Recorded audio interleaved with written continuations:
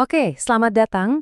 Hari ini kita bakal bedah tuntas sebuah analisis teknis yang strategis banget dari David Darmawan, Direktur Eksekutif i3i URI. Analisis ini ngebongkar sebuah skenario operasi gimana kalau yang bisa mengubah cara kita memandang perang modern. Sebuah serangan yang senjatanya bukan bom, tapi gelombang radio. Kita semua pasti udah sering denger kan ceritanya. Starlink dengan ribuan satelitnya itu dianggap kayak dewa penyelamat. Sebuah benteng kebebasan informasi yang katanya nggak mungkin bisa ditembus. Jembatan terakhir buat suara-suara oposisi kalau misalnya sebuah rezim neken tombol buat matiin internet. Ya, sebuah narasi yang kuat dan penuh harapan. Tapi dalam skenario yang dianalisis ini, semua harapan itu mendadak ambyar. Januari 2026, ribuan terminal Starlink di Iran tiba-tiba jadi rongsokan. Cuma tumpukan plastik dan logam yang nggak berguna. Narasi soal pahlawan teknologi ini, ya, runtuh seketika. Pertanyaan besarnya, tentu aja, kenapa? Kok bisa? Gimana caranya sistem yang secanggih itu bisa lumpuh total? Gitu aja? Nah, ini dia, inti dari analisis yang mau kita bongkar bareng-bareng. Oke, sekarang kita coba bedah anatomi kekalahannya. Menurut analisis I3URI, perangnya ini nggak terjadi di luar angkasa loh. Nggak ada tuh satelit yang ditembak jatuh. Pertempuran yang sebenarnya itu terjadi di spektrum elektromagnetik, di ruang tak kasat mata antara darat dan langit. Dan disinilah letak titik paling lemahnya, tumit Achilles dari sistem Starlink. Ternyata setiap terminal di darat itu mutlak, benar-benar bergantung sama sinyal GPS Amerika supaya bisa berfungsi. Buat apa? Ya buat tahu di mana posisinya dan ke arah mana antenanya harus diarahkan. Masalahnya, sinyal GPS ini secara alami lemah banget waktu sampai ke bumi. Nah, celah inilah yang dieksploitasi habis-habisan. Dalam skenario ini, Garda Revolusi Iran nggak nyerang secara membabi buta.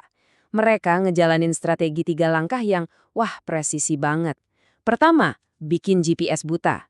Kedua, mereka pastiin sistem vital negara mereka sendiri tetap jalan pakai alternatif lain.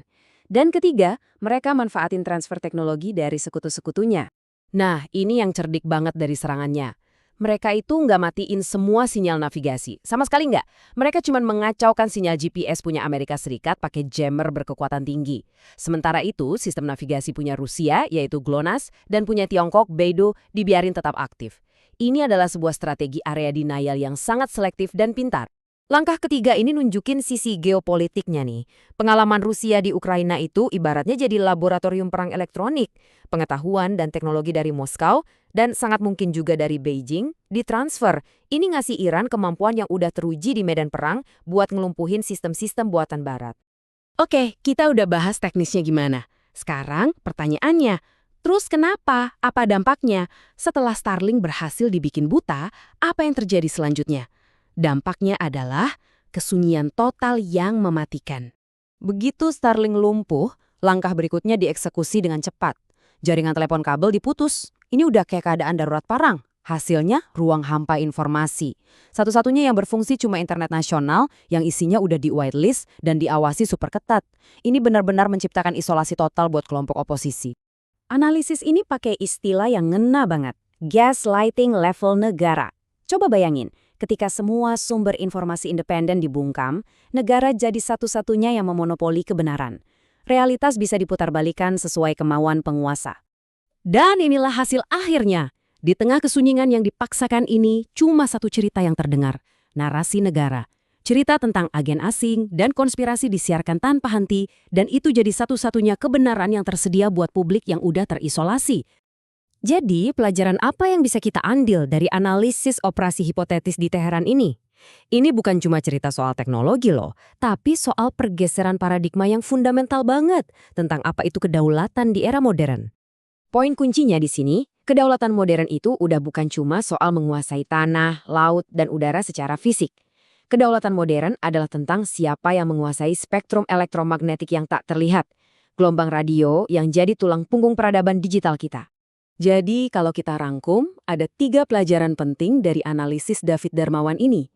Pertama, teknologi yang kita kira alat pembebasan, malah bisa jadi perangkap.